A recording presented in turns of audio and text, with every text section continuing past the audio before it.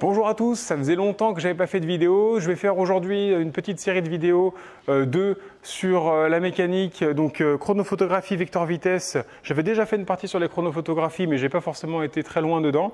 Et après une partie relativité qui sera vraiment importante, puisque j'ai l'impression qu'il y a quand même pas mal de difficultés par rapport à ça. Comme d'habitude, j'essaye d'aller vite. Si j'y arrive pas, tant pis, désolé. Je vais essayer de faire ça en à peu près 5-10 minutes, grand maximum si possible. Alors ici donc j'ai une chronophotographie. Une chronophotographie c'est quoi? Revenez sur la vidéo initiale sur la question si besoin. Bon, c'est très simple, hein. Vous avez un fond qui lui ne bouge pas et sur ce fond je vais superposer différentes photos que j'ai faites d'un mouvement. Et l'idée c'est que chacune de ces photos qui sont superposées les unes avec les autres sont superposées avec des séparations de temps égaux, égaux, des séparations égales de temps. Exemple. Si cette première photo, on peut considérer qu'elle a été faite au temps initial, donc t égale 0 seconde, eh bien, et que cette photo-là, par exemple, a été faite à t égale 1 seconde, donc il s'est passé 1 seconde entre ces deux photos, nécessairement, toutes les autres photos vont être prises avec 1 seconde d'écart à chaque fois. C'est le but d'une chronophotographie, c'est que le temps soit identique à chaque fois. Et ça, c'est une bonne nouvelle parce que ça nous donne une petite information importante.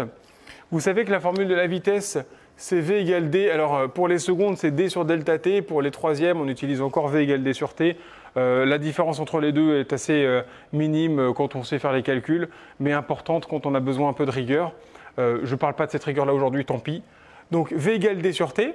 Et ce qui se passe en fait, c'est que, donc moi ce qui va m'intéresser bien sûr, hein, c'est pas le 1 seconde tant qu'à faire, hein, c'est la durée. C'est pour ça qu'il y a une différence entre delta t et t hein, pour les secondes, si vous remarquez bien ça. Vous allez avoir ici, ce qui va m'intéresser, c'est la durée entre les deux images. Pas le 1 seconde, mais la durée entre les deux images. Alors il se trouve que oui, bonne nouvelle, ça fait 1 seconde entre les deux, mais si je regardais ici, on dirait pas je ne diviserais pas la vitesse par 2 secondes, ni la vitesse par 3 secondes. Je divise par le temps entre ces deux images, c'est-à-dire du coup 1 seconde, 1 seconde, 1 seconde. Vous avez compris l'idée, c'est la durée entre les deux points ici. D'ailleurs, en parlant de points, bon, on va les définir. Alors là, on a des objets qui sont assez volumineux, hein, c'est une personne à chaque fois. Donc je peux définir, par exemple, voilà, le centre de sa tête, c'est ce que je vais regarder à chaque fois. J'aurais pu définir la planche, j'aurais pu définir ce que je veux, ça n'a pas d'importance. Bref, il faut quelque chose que je suive quand même dans l'histoire. Et donc, la vitesse, c'est la distance sur la durée. Et donc, cette distance sur la durée, il se trouve que la durée, vous voyez, ce sera toujours la même. Ici, ce sera 1 seconde. Ici, ce sera 1 seconde, 1 seconde, 1 seconde, 1 seconde. Donc, ça veut dire quoi? Ça veut dire que la vitesse est constante? Non. Ça veut dire qu'en fait, pour regarder, pour trouver la vitesse sur une chronophotographie, il suffit, et il n'y a même pas besoin de faire de calcul, même si évidemment c'est important de les faire pour avoir les valeurs de la vitesse, mais pour se rendre compte si j'ai une augmentation de vitesse ou une diminution de vitesse, eh bien, il suffit de regarder des distances. Puisque le calcul de la vitesse, c'est la distance sur la durée. Si la durée, c'est constamment 1 seconde entre deux points, eh bien, qu'est-ce qui va juste me faire changer la vitesse? La distance entre ces fameux deux points. Donc là, je répète, hein, la distance entre les deux va changer. Ça se voit un petit peu quand même, globalement. Vous voyez ici, j'ai une assez grande distance qui diminue petit à petit pour arriver ici sur un minimum. Et une fois que je suis là, je vais retrouver globalement cette même distance ici et ici. Vous voyez, j'ai une espèce de symétrie qui se fait à partir d'ici, là. Et là, je vais avoir une distance qui va réaugmenter petit à petit.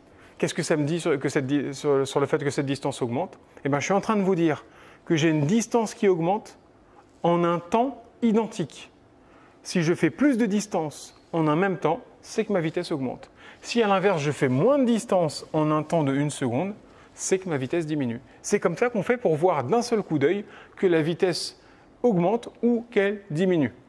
Et en fait, vous allez même vous rendre compte de quelque chose d'assez intéressant, c'est que finalement, là vous avez donc sur la montée une vitesse qui diminue, et en fait on aurait pu s'en douter. Pourquoi la vitesse diminue au fur et à mesure que je monte là sur le haut de ma trajectoire? Vous voyez, on est sur une trajectoire qui est parabolique. Pour les troisièmes, une trajectoire qui serait plutôt curviligne. Et donc, sur cette trajectoire-là, pourquoi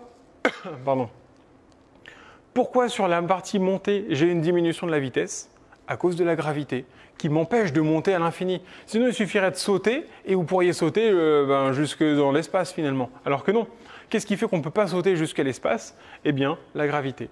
Et à l'inverse, par contre, une fois que je suis au sommet de ma trajectoire, je vais avoir ici une vitesse nul. Pourquoi? Parce que pour monter, il me faut une vitesse. Et puisque je redescends, il me faut une vitesse en descente. Donc dans un cas, j'ai une vitesse qui me permet de monter. Dans l'autre cas, ici, j'ai une vitesse qui me permet de descendre. Mais pour passer de quelque chose qui monte à quelque chose qui descend, il faut bien que ça passe à 0. Pour passer de je vais à plus 10 mètres par seconde vers le haut, et finalement non, je vais à moins 10 mètres par seconde, donc vers le bas, il faut bien qu'à un moment donné, je passe par 0 mètres par seconde. Plus 10, moins 9, plus 10, plus 9, plus 8, plus 7, etc. 0, moins 1, moins 2, etc. Donc ici, à ce point-là précis, c'est-à-dire au sommet de la trajectoire, attention, juste en un point, hein, pas avant, pas après, juste en un point, je vais avoir une vitesse carrément nulle. Et donc maintenant, une fois qu'on a ça, eh bien, je vais pouvoir m'intéresser ici à l'augmentation de la vitesse. Pourquoi j'ai une augmentation de la vitesse? Parce que tout simplement, la gravité me permet de m'aider à tomber justement. Elle me fait tomber, donc elle m'augmente ma vitesse. Je suis sur un mouvement ici parabolique, donc, ou curviligne, avec une accélération qui est causée par la gravité. Voilà pour ça. Alors, maintenant qu'on en est là, pour ce genre de choses-là, il va falloir qu'on soit capable de... C'est bien beau de visualiser grâce à la distance que la vitesse augmente ou pas. En fait, on va avoir besoin de dessiner les vecteurs vitesse. Alors pourquoi on dessinerait un vecteur vitesse? Parce que l'avantage du vecteur vitesse, c'est qu'en plus de vous donner une information sur la vitesse, ça va vous donner une information sur le sens de déplacement. Et oui, parce que je pourrais me dire, ok, je pars de là, mais qu'est-ce qui me dit que je ne pars pas finalement de là et que je me mets à monter jusqu'ici? Bah finalement rien.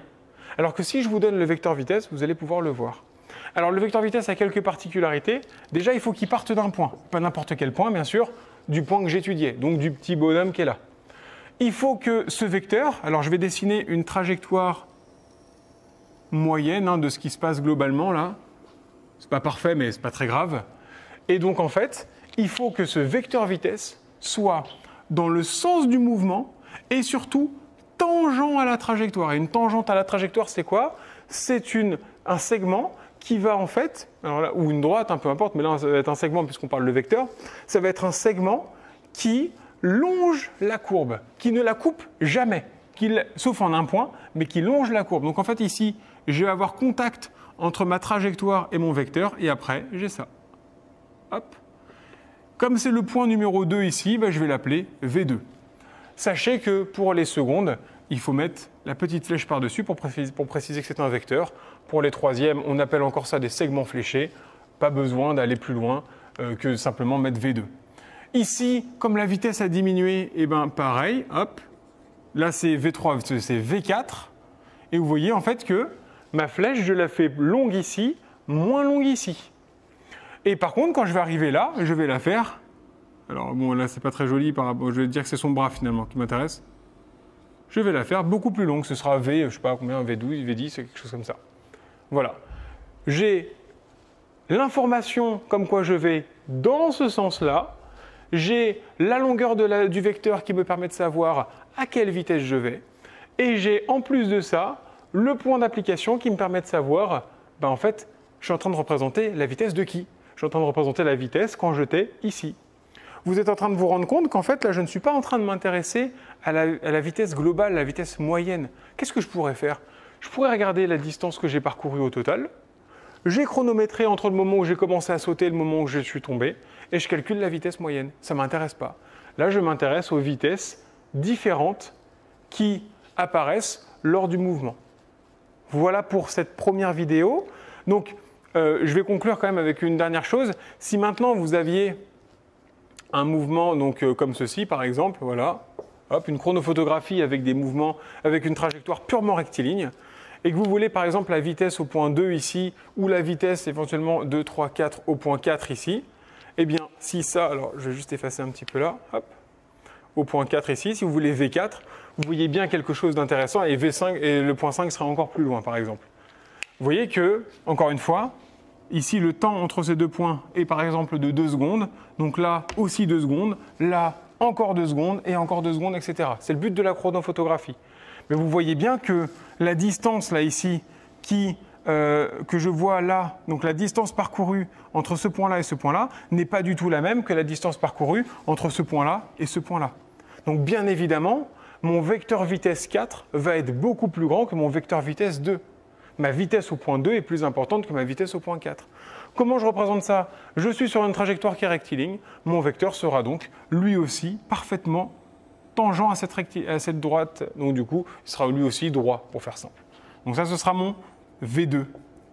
Et si je veux V4, eh ben, je fais pareil, mais cette fois-ci, il sera beaucoup plus grand. Voilà.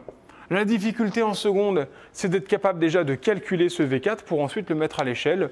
En troisième, on est simplement sur du qualitatif et le but, c'est juste de voir, voilà, visuellement, effectivement, tiens, je vois que ma vitesse au point 4 est plus importante que la vitesse au point 2. Terminé. Et de la faire, bien sûr, bien tangente à la trajectoire à chaque fois. Voilà pour cette vidéo, donc j'espère avoir été assez rapide, je pense que oui. Pas grand-chose de plus à savoir faire finalement niveau troisième sur ça. Niveau seconde, je vous le dis, donc il y a besoin de faire des calculs et besoin de faire les changements d'échelle.